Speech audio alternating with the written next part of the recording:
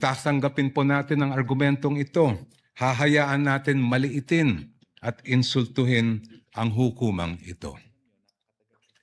The Constitution, Your Honors, please, vests this impeachment court with extraordinary powers. Tanging ang hukumang ito lamang ang may kapangyarihang magpasya kung ang mga pinakamataas na pinuno ng ating bansa ay karapat-dapat pa rin manungkulan. Because this power comes directly from the Constitution, no one, no person, no law, no administrative rule can limit or supersede it. I repeat, nothing and no one can handcuff this court's power to try and decide this impeachment case. Kahit ang bank secrecy law po ay sumusunod at tumatalima sa impeachment court. The law explicitly states, and I quote its pertinent portions, all deposits are hereby considered as of an absolutely confidential nature except in cases of impeachment. Walang kaduda-duda, may karapatan at kapangyarihan ng impeachment court na busisiin ang mga bank records ni VP Sara. Hindi rin po hadlang ang Data Privacy Act. The law itself affirms that confidentiality shall not apply, and I quote, should the personal information be needed pursuant to a subpoena duly issued. Muli, walang kaduda-duda. May karapatan at kapangyarihan ng impeachment court na ipasabpina ang mga dokumento ni VP Sara Duterte. Pero sabi po ng kampo ni Vice President, irrelevant daw ang mga bank records, AMLAC reports at BIR records.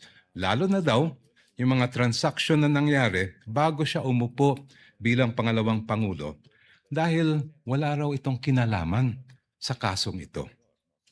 The prosecution respectfully but vehemently disagrees. Ayon sa report ng Anti-Money Laundering Council na isinumite sa Committee on Justice ng House of Representatives, the financial activity of Vice President Sara C. Duterte increased significantly starting 2007 when transaction values surged to 208.15 million pesos.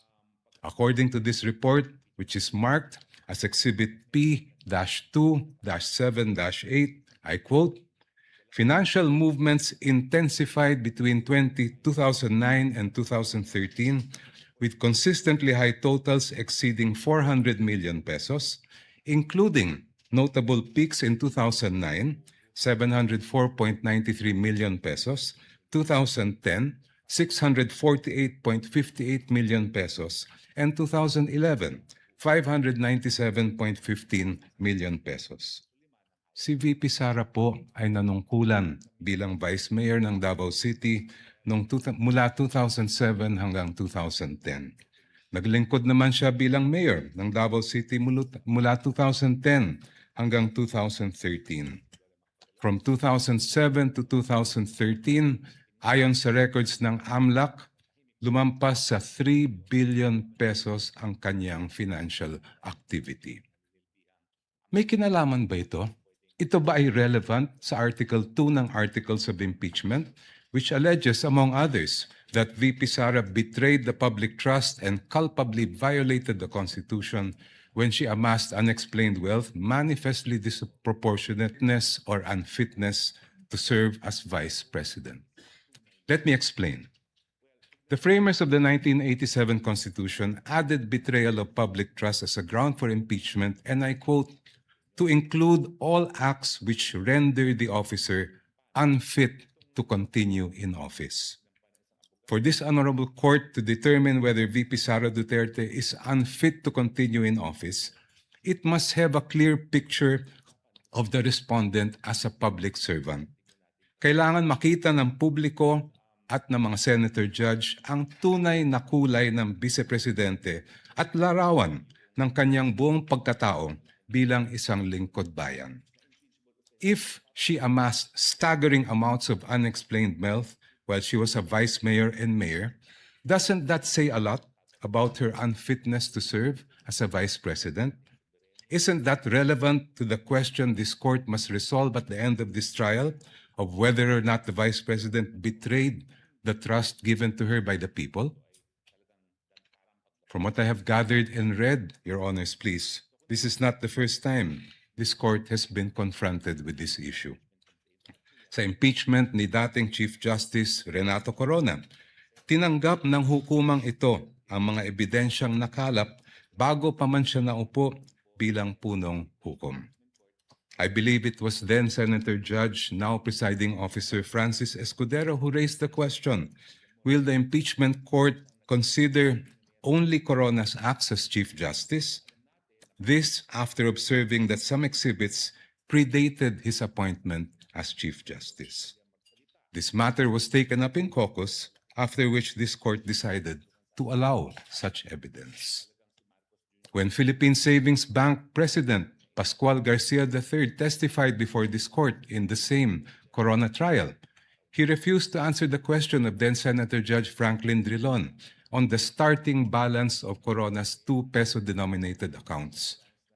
But, if I'm not mistaken, it was Senator Judge Alan Peter Cayetano who said that records of initial deposits are among the quote-unquote opening documents that should have been brought to the impeachment court. After reading the subpoena, presiding officer Senator Juan Ponce Enrile held that Senator Judge Cayetano's observation was correct. During the same hearing, the presiding officer ordered the issuance of subpoena to PS Bank Katipunan branch manager Annabel Tiongson to bring all the bank records of the Chief Justice. A few days later, the impeachment court denied the defense's motion to quash the subpoena for the peso bank accounts of CJ Corona. The presiding officer explained that the purpose of the subpoena is to find out if Corona has not included the deposits in his SALN. This court also denied the defense's motion to suppress evidence on Corona's bank accounts.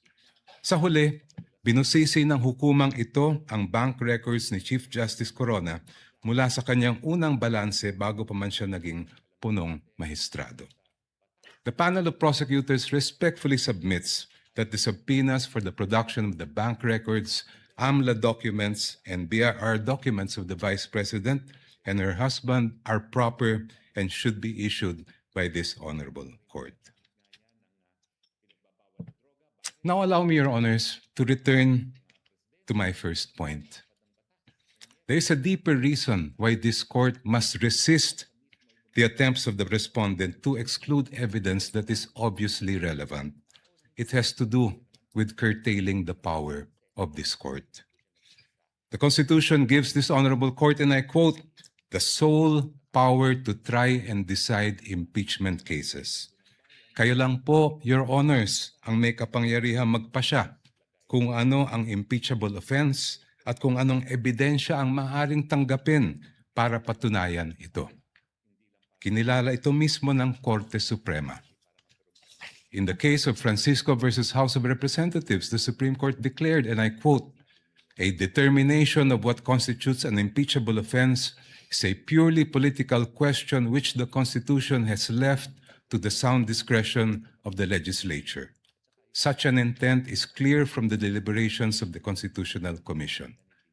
Inulit po ito ng Supreme Court sa kasong Gutierrez versus House of Representatives, where the Supreme Court declared, and I quote, Francisco instructs that this issue would require the court to make a determination of what constitutes an impeachable offense. Such a determination is purely a political question which this Constitution has left to the sound discretion of the legislature. Clearly, the issue calls upon this court to decide a non-justiciable political question which is beyond the scope of its judicial power. Since this impeachment court has the sole power to determine what constitutes an impeachable offense, no one, not the Supreme Court, much less the defense, can impose limitations on that power. No one can dictate to this court how to exercise the exclusive power to decide what constitutes an impeachable offense. In closing, Your Honors, I go back to the most fundamental provision in our Constitution on the accountability of public officers, Article 11, Section 1, which provides, and I quote, "Public office is a public trust. Public officers and employees must at all times be accountable to the people." Ibig sabihin po, sa proseso ng impeachment, ang pananagutan sa taong bayan ang pinakamahalaga sa lahat. Kaya naman po, ang hiling namin sa korte, gamitin ang inyong natatanging kapangyarihan at karapatan na busisiin ang bank records, tax records at AMLA reports kaugnay ni VP Sara at ng kanyang asawa. Sa ganitong paraan, Your Honors, madedesisyonan ninyo ang kaso base sa buong katotohanan. The truth, the whole truth, and nothing but the truth para sa interes at kapakanan ng sambayanang Pilipino. Before I close, if Your Honors, please, if I have whatever time I have left, may I request that it be credited to my rebuttal. Maraming salamat po. We will try to do that, Your Honor. You have 1 minute and 39 seconds. And if at all we do so, we shall equally credit it to the rebuttal, if any, of the Counsel for Respondents.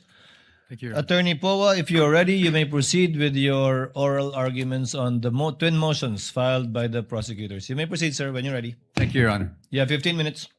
Mr. Presiding Officer, Honorable Senator Judges, magandang hapon po sa inyong lahat.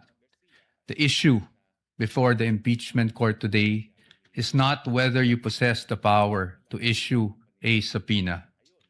The real issue is whether such power may be exercised in a manner that disregards due process and compels the production of documents and information beyond what is allowed by law.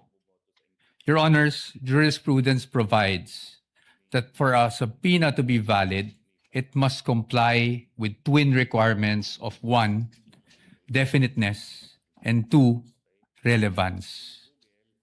Ibig sabihin po nun, dapat particularly describe po ang nasasaklaw ng subpoena at dapat may direktang kaugnayan sa ginagawang paglilitis. Your Honors, when a subpoena becomes oppressive, when it is unreasonable, and when it is merely issued for the very purpose that there is a hope that somewhere, somehow, something incriminating will come out, it ceases to be an instrument of justice. It becomes a weapon of a fishing expedition. And that is exactly what confronts this very court today. And that is why the defense has taken the position that the prosecution's requests must be denied. Allow me to explain, and let me begin with constitutional points. Our first point, Your Honors, due process. Impeachment is primarily a legal and constitutional procedure with political characteristics. It is sui generis, but it is not a purely political proceeding. Ibig sabihin po nun, the Bill of Rights, especially the due process clause, applies in all stages of the impeachment process. Your Honors, those are not my words. Those are the words of the Supreme Court in Duterte versus House of Representatives. And that is the law of the land. When we speak of due process, we offer a simple proposition that evidence must be present to support each and every accusation. Pero hindi po yon yung nangyari dito. Balikan po natin kung saan nagsimula itong proceeding na ito. I have here with me, Your Honors, copies of the Zabalia and Cabrera complaints. Both filed before the House of Representatives. Both accused the Vice President of allegedly amassing unexplained wealth. Both with voluminous attachments, yet not one attached a document to support that accusation. Not a single financial transaction record, not even a single SALN. In fact, It was only after these complaints were filed, and more significantly, only after the respondent had filed her answer before the Committee on Justice, that committee started searching for evidence to somehow support these accusations through, again, the issuance of subpoenas. Your Honors, we objected then and we are still objecting now because, with all due respect, the position of the defense is that is the very definition of a fishing expedition. Your Honors, in our legal system, it is not permitted to accuse now and then just look for proof later on. That is not how due process works. Hindi po dapat natin pinapayagan yan. Moving on to my second point, Your Honors. Let's talk about relevance. It is our position that the requests of the prosecution are in fact fatally overbroad. Bakit po fatally overbroad? An impeachable offense is an act or omission committed while the public official is occupying an impeachable office, not before being elected or appointed to such position. Again, Your Honors, those are not my words. Those are the words of the Supreme Court in Duterte versus the House of Representatives. That is controlling and that is the law of the land. Yet here, Your Honor, today, the prosecution is requesting for documents spanning almost 2 decades, almost 20 years, dating as far back as 2007.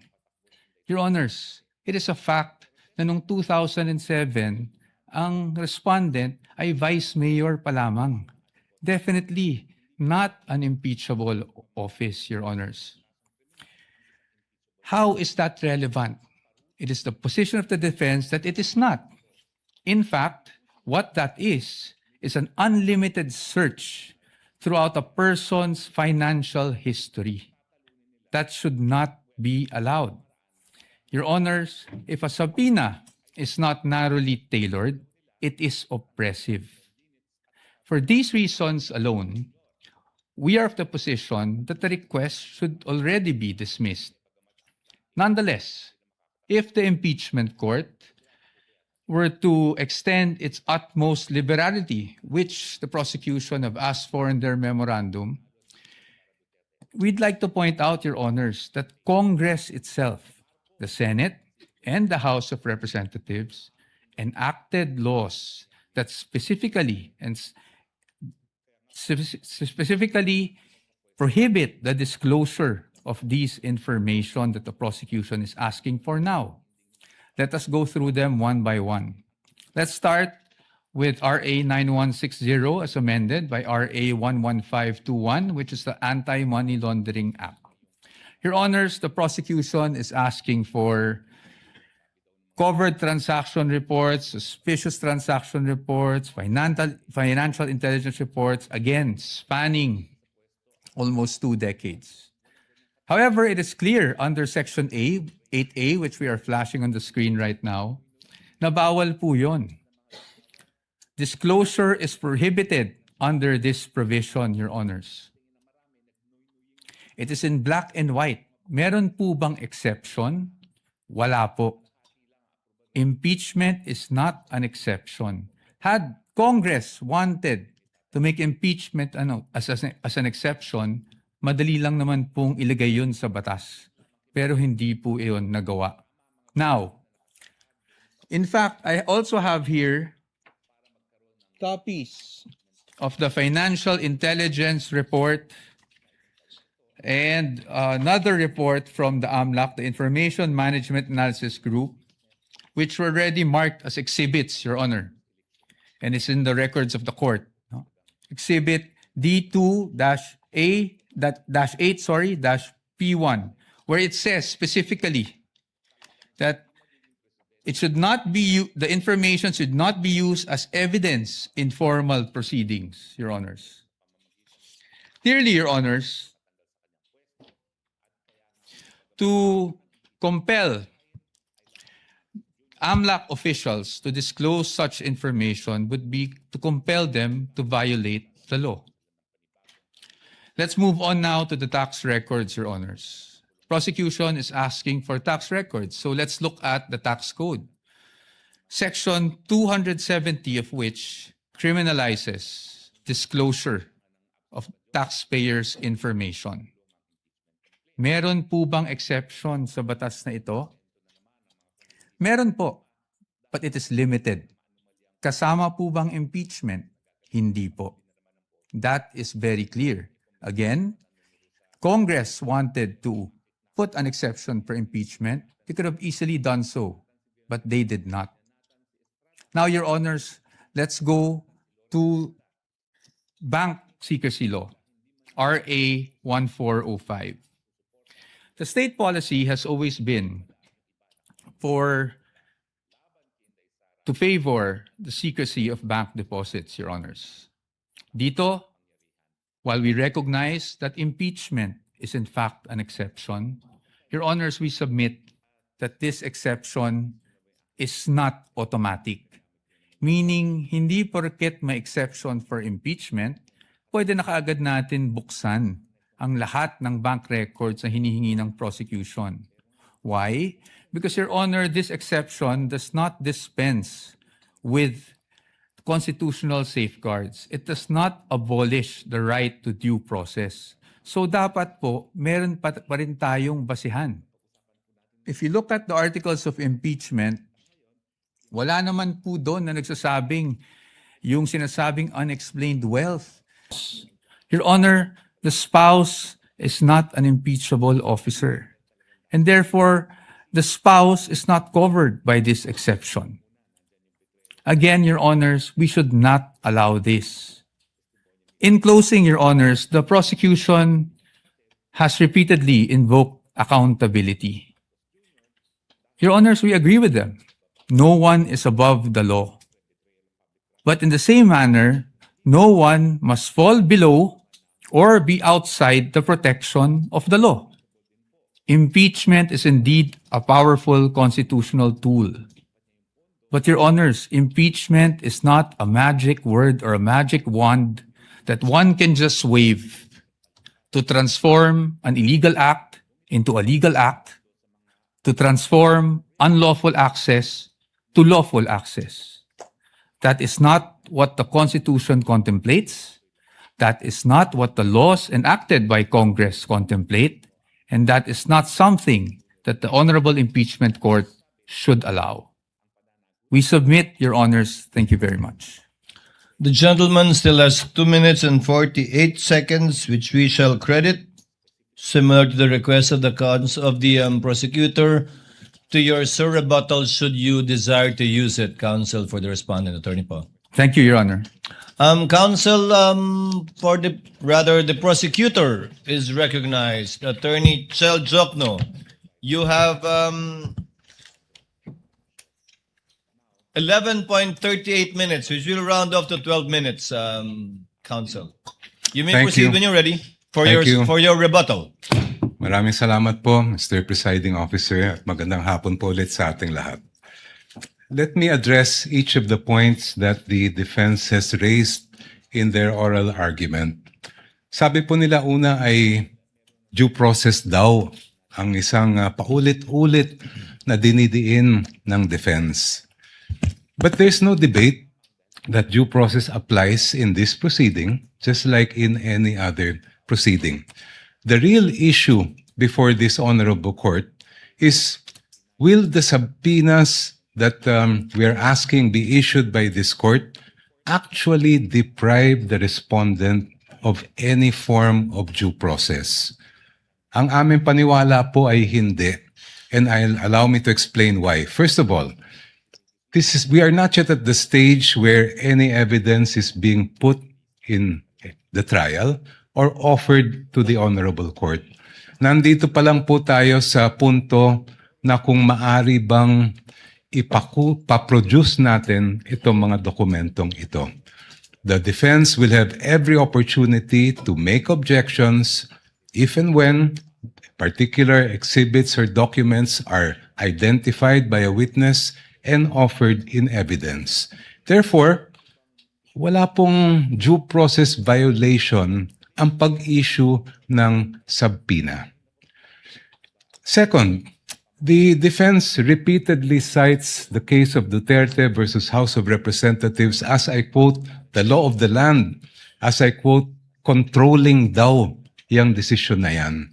But I must remind the defense of that particular case and why the pronouncements quoted are mere obiter dicta o kung sa simpleng salita po ay side comment lang. The entire Duterte versus House of Representatives case revolved around a different mode of impeachment. Kung maalala po natin, yan yung at least one-third ng members of the House ang nagsampa ng kaso. And the entire decision discussed how due process should apply to that mode of impeachment. Totoo, may sinabi ang Supreme Court tungkol sa mode na ginamit po ng Saballa and the Cabrera complaints. Pero hindi po yun ang issue sa kaso ni Duterte. That issue is just a side bypass or incidental declarations of the court that are not controlling and are not the law of the land. And if you look mismo at the decision of the court, they expressly said, we are speaking of due process in relation to how these proceedings reached the Senate as an impeachment court, not this kind of procedure. Second, paulit-ulit din po nilang sinasabi na ang ginagawa po ng prosecution ay fishing expedition. Actually po, meron ng desisyon ang Supreme Court that addresses squarely this point. This case involved a case of unexplained wealth, the case of Republic versus Rabusa, GR 208183, decided August 31, 2022. Just like here, the prosecution in that case requested subpoenas for the production of bank records. Just like here, the argument was raised that this is a mere fishing expedition. In fact, hanggang sa Court of Appeals, ang sabi po ng Court of Appeals ay fishing expedition lang po yan. But please allow me to read just a portion of what the Supreme Court held here. I quote, "The Court of Appeals resolved that the bank accounts of Rabusa et al. Were protected under Republic Act 1405, that is the Bank Secrecy Law. Given the arbitrary demand to disclose the contents thereof, the Court of Appeals considered the inquiry as a fishing expedition to utilize evidence against Rabusa et al. In the instant case, given that the court orders in the form of various subpoena duces tecum and ad testificandum all involve the forfeiture of unexplained wealth, the RTC was in error for not allowing petitioner to examine, inquire, and look into the subject accounts." I continue. "As the present proceedings on unexplained wealth are now encompassed within the exceptions of Republic Act 1405, the court orders subject of this case clearly fall within the orders that would enable the examination of the respondent's bank accounts as contemplated in the first exception. Thus, it comes clear that this court cannot sustain the RTC's and Court of Appeals theory that there was no court order authorizing the examination of the bank accounts. On the contrary, records prove that the RTC issued several subpoena duces tecum and ad testificandum, which required certain persons to testify in open court and present documents which pertain to the existence and identity of the subject accounts and also to the accounts, the contents found therein. I just move forward. Given the existence and propriety of the subpoenas, the evidence procured through the same should have been duly considered by the lower courts.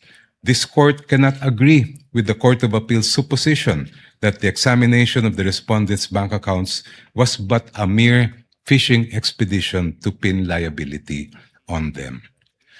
Next, the defense repeatedly cites a number of laws to claim that the requested information and documents that we are asking from this court for the issuance of subpoena are confidential. Sabi po nila, confidential daw ito sa ilalim ng Republic Act 1405. Sabi po nila, confidential daw ito sa ilalim ng Anti-Money Laundering Act, pati ang National Internal Revenue Code, pati ang Data Privacy Act ay confidential din. Pero kung titingnan po natin, klaro po at malinaw po sa amin ang batas at ang utos ng saligang batas sa impeachment court na ito. You have the sole exclusive power to determine an impeachable offense, and that includes the power to find out, ferret the entire truth, and make your decision on that basis. I will not dwell on the exception to Republic Act 1405. That's very clear. There's an exception for impeachment. Pero paano naman po yung sinasabi nilang Section 8A ng Anti-Money Laundering Law? If you read that law, particularly that provision, it clearly refers to prohibiting leaks by members of the Anti-Money Laundering Council. It never was intended to short-circuit the impeachment process or limit the powers of this honorable court to find out the truth.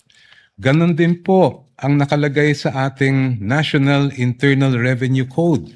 Sabi po ng defense, there's nothing that allows these documents to be made public. I cite Section 71, NIRC.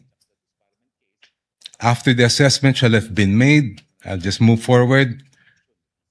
The returns, together with any corrections, shall be filed in the office of the commissioner, and I quote, and shall constitute public records and be open to inspection as such upon the order of the President. And in fact, during the Corona impeachment trial, the President at that time did order, and that is why this court admitted the BIR documents.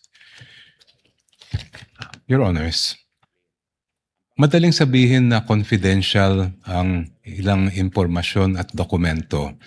Madaling magturo ng batas. Pero ang hinahanap po ng impeachment court ngayon at sa mga susunod na araw, linggo at buwan ay ang katotohanan at ang layunin ay makamit ang pananagutan. Confidentiality, Your Honor, should not be the prevailing principle in this proceeding. Hindi po confidential ang katotohanan. Maraming salamat po. Thank you, Representative, the Honorable Chel Jokno. Attorney Poa, counsel for respondent, is recognized for his rebuttal. Sir, you have 13 minutes. Thank you, sir. I will not take up the entire time to expedite matters. Your Honors, I respect, of course, the arguments put forth by the distinguished opposing counsel. But when it comes to due process, Your Honors, I think it's beyond debate, no, that due process must be observed in every stage of the proceedings. And aside from that, due process requires, Your Honor, that we also respect the protections afforded by law on the respondent. Your Honors, ang sabi po ng ating distinguished opposing counsels, obiter lang daw po yung sinabi ng Supreme Court. But Your Honors, nung sinabi ng Supreme Court sa Duterte versus House of Representatives na ang impeachable offense is an act or omission that is committed by a public officer while occupying an impeachable office, hindi naman po siguro pwede doon lang sa yung one-third mode gamitin yung ganong definition, pero pagdating po sa ibang mode ay hindi na po applicable yung ganong definition. Your Honors, in fact, in that decision, which I failed to mention earlier, sinabi rin po that the acts or omissions must be done in relation to the office. Kasi yun nga po ang purpose ng impeachment. Next, Your Honors, yung sinasabi na dapat kahit na may mga prohibition sa batas, pwede pa rin nating masapina para ma-examine. Your Honors, it is the wisdom of Congress kaya po may ganung mga prohibitions against disclosure under the law. kung papayagan po natin that a court process, even an impeachment court, can issue a subpoena to thwart those provisions, it's as if, Your Honor, we are doing judicial legislation here because a judicial issuance can easily repeal for the time being that provision, or at least suspend, Your Honor. Maybe not repeal. The proper word might be suspend that provision of law. I've never heard about that, Your Honors. And then, lastly, Your Honors, parati nating sinasabi rin, no? Two points. Yung nabanggit na Section 71. I agree po under the tax code that Section 71 provides that if the President orders, then nawawala na po yung confidentiality. However, Your Honors, even given that there's an order from the President, I think we should still think about the relevance. Para saan ba ine-examine yung mga dokumento? Hindi ba para sa impeachment proceeding? Hindi po namin sinasabi na kung sakaling nagkamali man ang Vice Presidente, kung sakaling may paglabag man sa batas ang Vice Presidente noon, ay hindi na pwedeng maparusahan. Marami naman pong paraan. You can file cases against the Vice President for those infractions, preterm infractions. Pero pag impeachment po ang pinag-uusapan, we are limited to what impeachable offenses are. And again, the Supreme Court is clear about that. Your Honors, there's also a repeated citation of the Corona case. But we would just like to point out that the Corona case was tried, decided upon way before Duterte versus HOR. And Your Honors, since it was decided before Duterte versus HOR, the Supreme Court was fully cognizant of what happened in the Corona trial. And yet, Your Honors, they imposed these guidelines. In fact, the line itself in the Duterte versus HOR is we clarify, I quote, we clarify the constitutional requirements of impeachment. At kasama doon yung nabanggit namin kanina on what constitutes an impeachable offense. And that is very clear. Marahil, sinasabi natin na yon ay isang obiter, pero Your Honors, paano po magiging obiter yon? Kung yun mismo ang itinakbo ng desisyon. The fact that the one-year bar was triggered was only the effect of not abiding by the due process clause of the Constitution. And lastly, again, Your Honors, we do not disagree with the prosecution in terms of accountability. Again, no one is above the law, but no one is deprived of the protection given by law, Your Honors. Thank you. Bago mag-recess ang mga senator judges para mag-usap sa caucus, nais kong sambitin sa record na binabati ko ang magkabilang panig, partikular si Congressman the Honorable Chel Jokno, ganyan din si Attorney Poa, sa isang mahinahon, malumanay, maginoo at magalang na diskurso at debate kaugnay sa may tuturing nating kontrobersyal na isyong ito. At inaasahan ko